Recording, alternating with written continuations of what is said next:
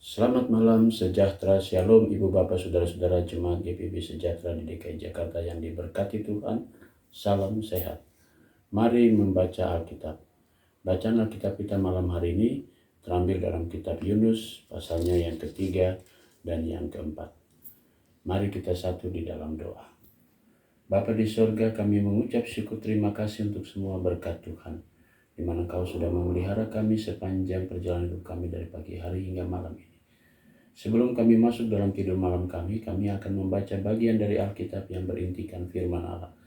Tuhan, karuniakan Roh Kudus-Mu yang akan menguatkan kami, menguatkan tubuh kami yang lemah sehingga kami dapat fokus dalam pembacaan Alkitab.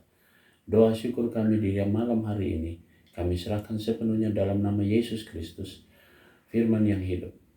Amin. Yunus pasalnya yang ketiga. Datanglah firman Tuhan kepada Yunus untuk kedua kalinya, demikian.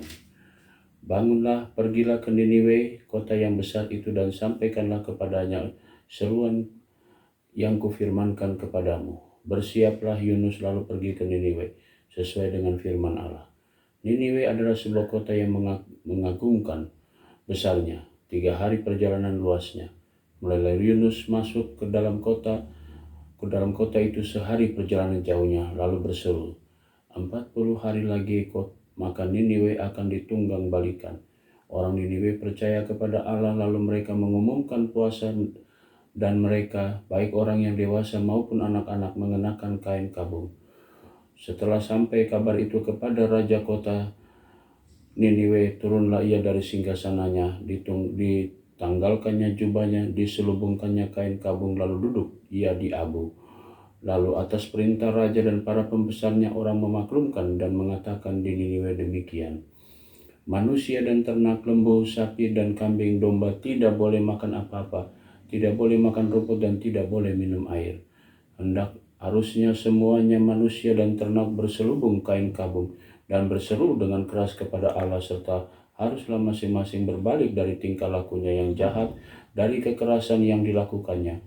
Siapa tahu mungkin Allah akan berbalik dan menyesal serta berpaling dari murkanya yang menyala-nyala itu, sehingga kita tidak binasa. Ketika Allah melihat perbuatan mereka itu, yakni bagaimana mereka berbalik dari tingkah lakunya yang jahat, maka menyesallah Allah karena malapetaka yang telah dirancangkannya terhadap mereka, dan ia pun tidak jadi melakukannya. Yunus pasalnya yang keempat. Tetapi hal itu sangat mengesalkan hati Yunus. Lalu marahlah ia dan berdoalah ia kepada Tuhan, katanya, "Ya Tuhan, bukankah telah kulakukan itu ketika aku masih di negeriku? Itulah sebabnya maka aku dahulu melarikan diri ke Tarsis, sebab aku tahu bahwa Engkau Allah yang mengasihi dan penyayang, yang paling sabar dan berlimpah kasih setia, serta menyesali karena malapetaka yang hendak didatangkannya. Jadi sekarang ya Tuhan, cabutlah kiranya nyawaku, lebih baik aku mati daripada hidup." Tetapi firman Tuhan, "Layakkah engkau marah?" Yunus telah keluar meninggalkan kota itu dan tinggal di sebelah timurnya. Ia mendirikan sebuah pondok dan ia duduk di bawah naungannya, menantikan apa yang akan terjadi di atas kota itu. Lalu atas penentuan Tuhan Allah, tumbuhlah sebatang pohon jarak melampaui kepala Yunus dan menaunginya agar ia terhibur daripada kesesalan hatinya. Yunus sangat bersuka cita karena pohon jarak itu. Tetapi keesokan harinya, ketika fajar menyingsing atas penentuan Allah, datanglah seekor ulat yang menggerekkan pohon jarak itu sehingga layu. Segera sesudah matahari terbit, maka atas penentuan Allah bertiuplah angin timur yang panas terik, sehingga sinar matahari menyakiti kepala Yunus. Lalu rebahlah ia lesu dan berharap supaya ia mati. Katanya, "Lebih baik aku mati daripada hidup." Tetapi berfirmanlah Allah kepada Yunus, "Layakkah engkau marah karena pohon jarak itu?" Jawabnya, "Selayaknya aku marah sampai mati." Lalu Allah berfirman, "Engkau sayang kepada pohon jarak itu, yang untuknya sendiri sedikit pun engkau tidak berjerih payah, dan yang tidak engkau tumbuhkan, yang tumbuh dalam satu malam dan binasa dalam satu malam pula. Bagaimana tidak aku akan sayang kepada Niniwe, kota yang besar itu, yang berpenduduk lebih dari 120.000 orang, yang semuanya tak tahu membedakan tangan kanan dan dari tangan kiri, dengan ternaknya yang banyak.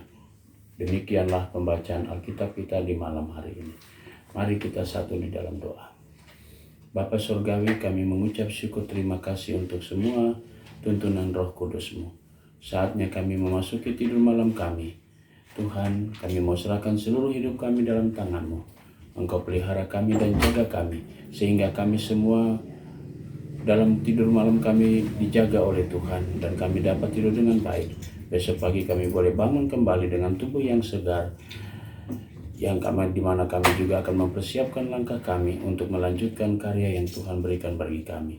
Kami juga mau berdoa untuk jemaat GPB Sejahtera di DKI Jakarta, tiap pribadi, tiap keluarga.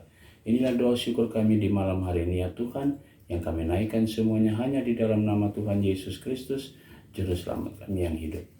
Amin. Selamat malam, selamat beristirahat, Tuhan memberkati saudara.